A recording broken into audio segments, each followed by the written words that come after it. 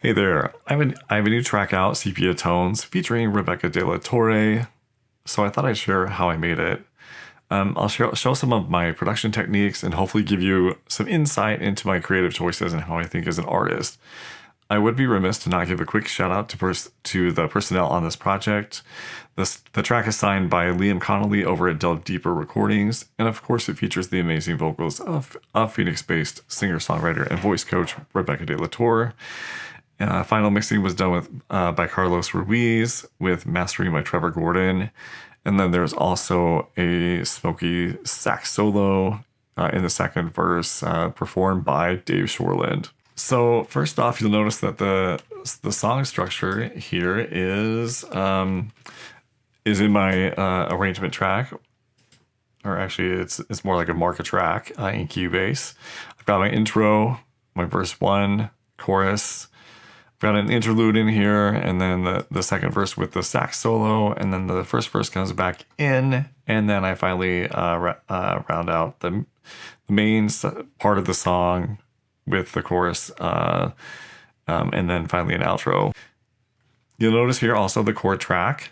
The chord track is what I usually notate after I've played around with different chord structures. It's really kind of a document, or I mean a guide that documents what I've landed on with my experimentation with different chord structures.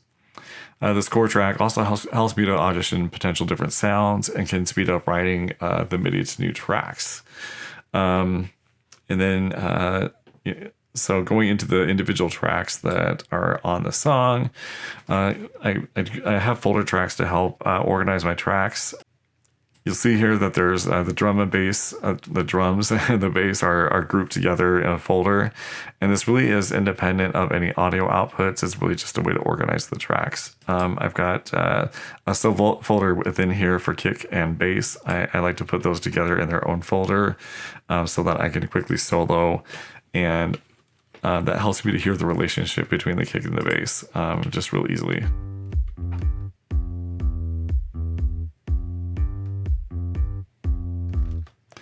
Okay, and then on to the drums. So this GA means Groove Agent, and this is my drum machine that I use. This is how I start off a lot of my tracks. I audition sounds in the drum machine, and then that makes it easy to change the volume and the pitch of the different drum samples. Let me go and unmute that, and you'll hear the instruments that I've used in the drum machine. All right, so you'll notice that there's a lot more drum tracks than anything else in this project, and that's typical for a lot of dance music. The drums are really important, of course. A lot of my drum tracks, I will often use the drum machine, but then sometimes, like you'll see here with the kick, I've gone ahead and placed that kick into the actual audio, an audio track, and then sometimes I'll do that with the claps and snares as well. It just really depends on what I'm feeling at the moment. There are really no hard and fast rules. All right, moving on to tops. I've got tops here. I do have the hi-hats in the drum machine, but then I also have a tops loop just to make it a little bit more interesting. This gives it a little bit more of a swing feel, in my opinion. It's not super loud, but you can hear it throughout the track. And then I do have another tops loop in here. It's a higher frequency shaker that I add in just to make things more interesting throughout the track. And then moving on to perks, I've got some different loops that I've used. I don't know if I would make this choice again. I kind of struggled with this a little bit, but I was like, you know what the heck, I'll just leave that in there.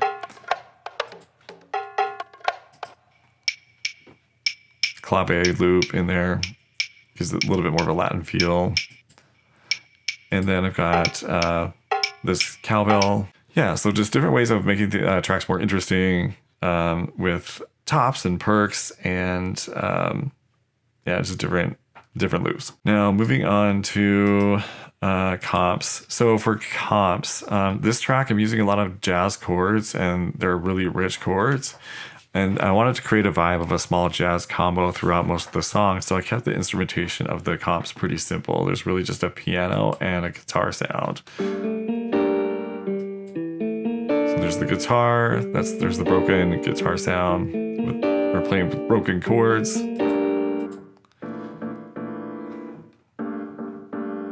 And that really dark but still warm jazz piano sound. And you'll see the MIDI in here. And then pads and strings. So first, there really aren't, I don't have any pads for this track. It is mostly the instrumentation is mostly, like I said, that piano and that guitar sound. And a lot of tracks I'll use a pad to kind of take care of the frequency range that mid-low frequency range, but the piano does that pretty well here. And the length of the piano notes are a little bit longer. And then also the guitar is in there with the reverb. There wasn't really much of a need for a pad, I felt, in this track.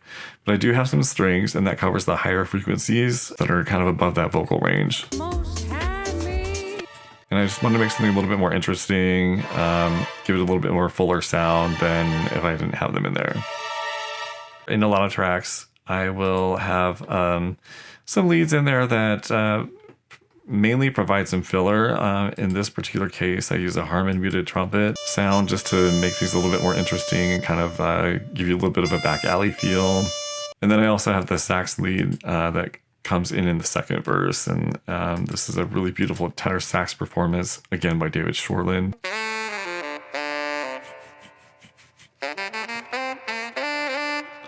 Now, when I solo the track, the reverb is really, really present, and it kind of sounds like the sax is swimming a little bit in that reverb. But I don't know, when you put it with the rest of the mix, it sounds good. It sounds a lot better. But I tend to struggle with reverb. It's a really fine line between too much and too little, and I don't know if I really have that right yet, but I can't let that stop me from putting the track out. All right, moving on to vocals. I've got the lead vocal in here first. Trinket or even diamond you desire, ever hungry, always taking, never satisfied. Let me take that delay in that box off. The emptiness you try to hide. All right, so again with vocals, I feel like I don't have the reverb in there the greatest. I don't know. I had to go with it and just be satisfied with where it was at. So in addition to the lead vocals, you'll also hear that there's this whisper track occasionally where Rebecca's whispering some different words of the song, and that just adds more interest to the song. Okay, that's pretty much the vocals, and then I've got my EFX channels or tracks as well. And with EFX, those are anything that I consider transitional elements or things that are really not the musical, but they are still kind of important for the song. I've got like this vinyl sound on there, and it's really, really, really, really, really muted. I don't really have the volume up high.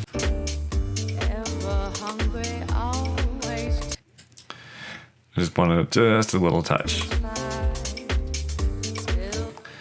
And then I've also got an ambience sound in there that I just like play throughout and kind of loop it around the track. Again, it's really low, but it still adds some interest to the song. I feel it's something that you can kind of feel, and it's part of your subconscious, but you're not really hearing it when you're listening to the song.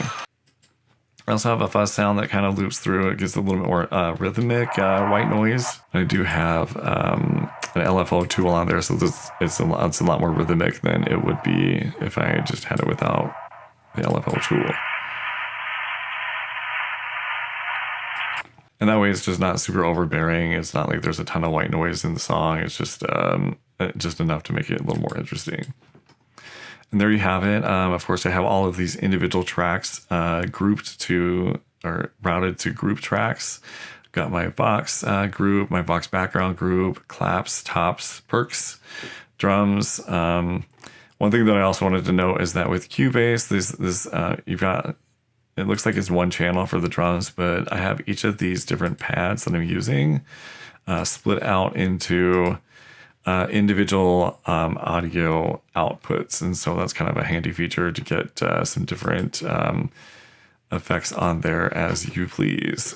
All right, so that is the track, Sepia Tones. I'm going to let it play through a little bit from this sax solo to the outro.